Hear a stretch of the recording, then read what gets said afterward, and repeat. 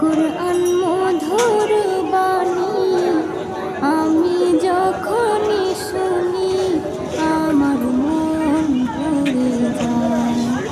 কুরআন মধুর বাণী আমি যখনই শুনি আমার মন ভরে যায়। শোনো মুমিন মুসলমান, পড়ে দেখো না কুরআন, কত শান্তি পাওয়া যায়। কুরআন